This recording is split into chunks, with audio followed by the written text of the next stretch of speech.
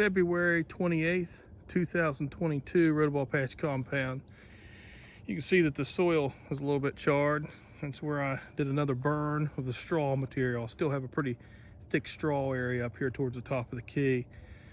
I'll probably rake it. I don't want to till in a bunch of straw, especially large particulate. I talked about that earlier. What I do want to talk about today is soil testing. Now, my soil was collected and was tested probably a couple weeks ago, and I've got the results back and I have them in my hand, and I'll actually discuss those a little bit. But I want to talk about taking your soil test, getting it at a proper depth of maybe 3 or 4 inches, and try not to include any top burn or any amendments that you've added thus far. You really shouldn't be adding amendments until you do a proper soil test. But I got the results back, and I'll put those up on the screen for everybody to see. And my pH was a 6.8, and that is, in my opinion, ideal. A deviation of 1 or 2 tenths of a point either way is not a huge deal, but 6.8 is about as good as it gets. Sandy loam, that's a change from last season, or the prior season I should say, 2022 or 2020. I was originally just straight up loam. Now, of course, I added 6 yards of sand, and now we have sandy loam. I prefer the sand. It has just a better hydrodynamic. It seems like moisture permeates better, it flows through quicker, and it really favors the watering pattern that I like to implement onto my patch. My CEC, the cation exchange capacity, was 15. That's not bad. You know, they definitely go higher, but they do definitely go a lot lower. And that's just pretty much your availability of nutrient uptake by your plant. I have no lime. My organic matter is 5.9. They have that listed as high. It gets a lot higher than that. There's some guys that are running, 10%. And a lot of melon patches intentionally run that. Of course, we're not growing melons, we're growing pumpkins. So 5.9 is a little bit higher than what I'd like, but given the 12 cubic yards of composted manure and 400 pounds of alfalfa, I mean, that's definitely an improvement over what I had prior. I will not put on the composted manure again this season. We will not have any of that. I don't need to, and I'll get into that here in a moment as well. My nitrates were at 9. They want 35 plus. That's standard this time of year. Nitrogen burns off and blows out of the soil pretty quick, so you have to amend for nitrogen every year. Certain elements you don't have to. Nitrogen is not one of those. You have to do something about it. My phosphorus, that's one of those ones that stick around. Phosphorus gets used up by the plant and by the weeds if you're in Jeff Field's patch. But my phosphorus was 100. This is very high. I probably won't add much of any phosphorus. Calcium jumped up a little bit. It's 1863. They want you at 1500 plus. Honestly, I'd like to see my calcium about 2200 to 2400. I think that would be ideal, but 1863 is a far cry better than what we were in the past, and I'm happy for it. My potassium, same scenario, 238, and they want to see it 350 plus. At 238, I'm really happy with that. That's a minor amendment. Magnesium, same thing, 235, 300 plus, minor amendment. Sodium, we are still below that 150, which is nice. Should never get above it. I do have a little bit of runoff from the road, but they don't heavily salt the road. Manganese is 6, and that's on the low side of the recommended 6 to 30. It seems like manganese does burn off the soil or gets washed out. I have to add that every year in quantity. Copper, I'm not going to touch it. 2.3, love it. The sulfates, I never add any type of sulfur or sulfates. You get that from all the other fertilizers. A lot of your fertilizers, potassium sulfate, manganese sulfate, everything is bound with sulfur, so it gets it that way. More experienced growers have told me that don't get too hung up on your sulfur.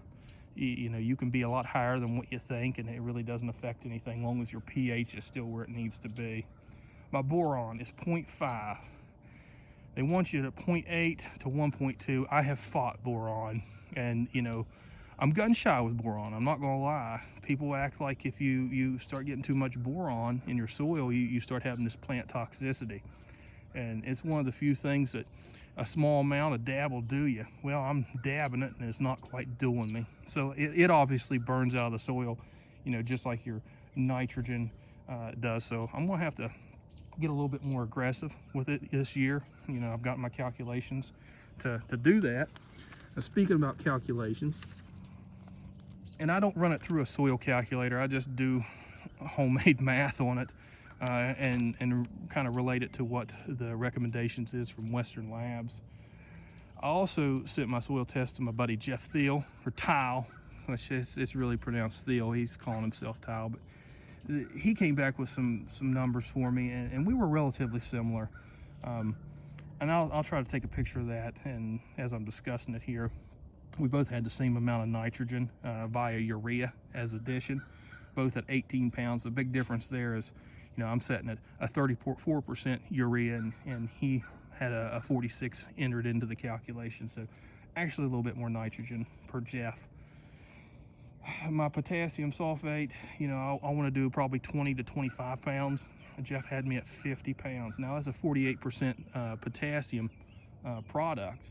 So, you think about 50 pounds, that's 25 pounds of pure potassium on this patch, and I just think that's too much.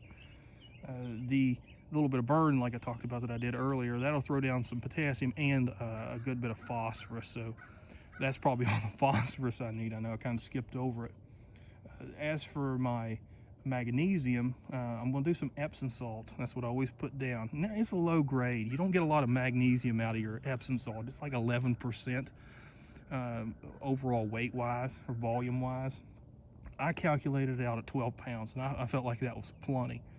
And Jeff hit me with a number at 50 pounds, and that's a lot. And I know what he's doing. He's thinking about trying to get a better ratio between your magnesium and calcium and help with uptake. So I'm going to lean towards him a little bit, and I think I'm going to go over my 12. I'm a little bit nervous to do 50. That just seems a little stout for me. And I will top dress magnesium through Epsom salt throughout the season, so I'll get some more that way. The manganese, I have 2 pounds is what my pre-till is going to be. Jeff hit me back with 6 pounds, so we're off a little bit on that as well. I may bump it up to 3 pounds, but there's another one. I'm always a little touch deficient in, and he's probably right. He's running the soil calculator, and I trust him. But I'm not ready to commit to a full 6 pounds for square footage of this size.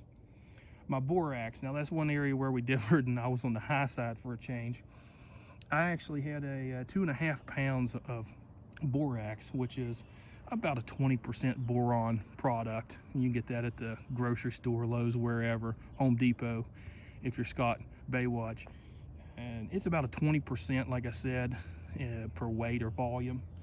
So I figured 2.5 pounds. Jeff hit me back with 1.55, so we're about a pound difference. And with the toxicity of boron, I may go a little bit light. I think I'm still going to push close to 2 pounds of pre-till. The gypsum, I always like to put a little dab of gypsum. That's where my calcium is going to come from. It might not be readily available this season, but it is a building product. Kelp. So last year I didn't put down any kelp, and a lot of times I'll do it if I have availability. This year I have good availability, so I have a 50-pound bag of kelp that I'll spread over the patch, and that's a little bit of micronutrients and basic NPK, but it's really good for amino acids and just general organic material that helps proliferate root growth and overall plant health and vitality. So not a big amendment there, but something that you see a fair bit of benefit from. Now, alfalfa, last year, everybody talks about alfalfa meal. That's tough to find. It's like finding hen's teeth. With alfalfa meal, I have better luck sourcing alfalfa pellets.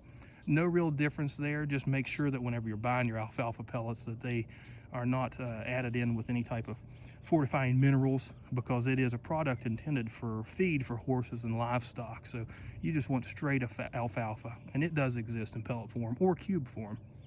Put it out on the ground, 2 or 3 good rains, and it turns to meal. So that's what I do. And last year I put down 400 pounds on this patch. And that's a lot. Yeah, you're right. But it worked for me, and it's not as much as what you think when you spread it out.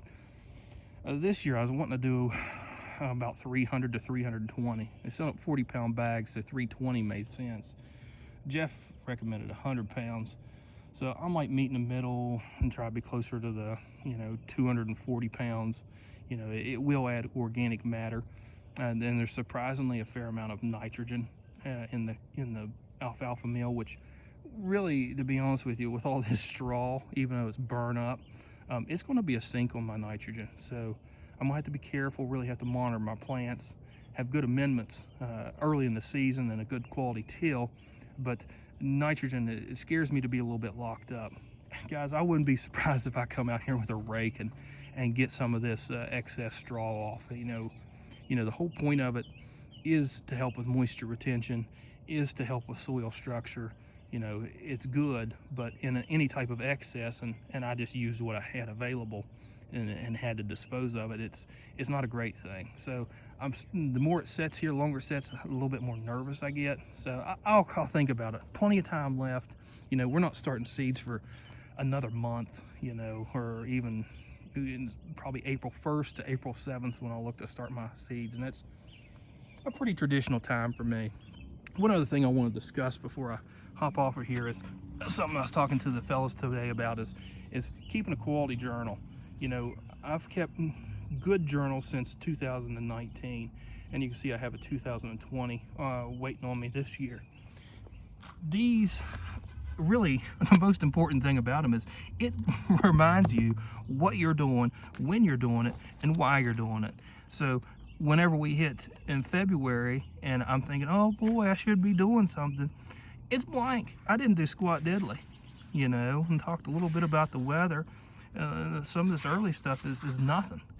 Going to Lowe's and what I'm picking up, sourcing amendments. And you fast forward and it takes clear it up to April 13th before, I had my friend Henry Loudermilk come over and do a heavy till on the garden. So it puts you in perspective of, hey, you're not behind, cool your jets, know what's coming up.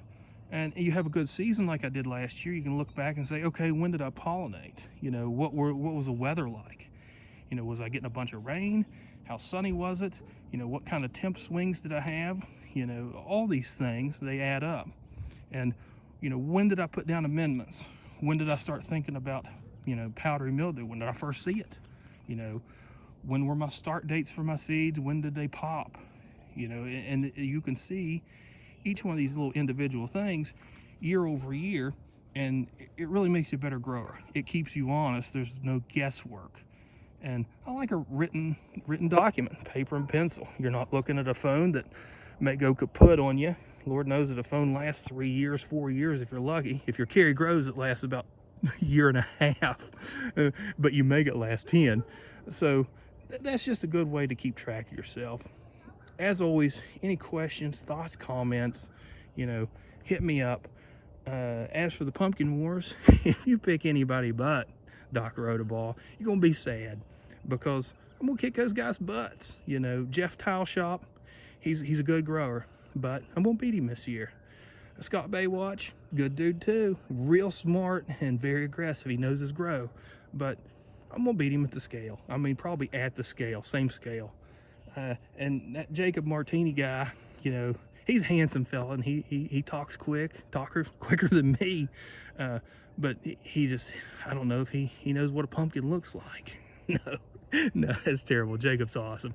But these guys are great guys. Feel free to reach out. They'll help you out, and it's all in good fun. And by all means, like I said, questions, comments, hit any one of us up. Looking forward to a great season. Doc out.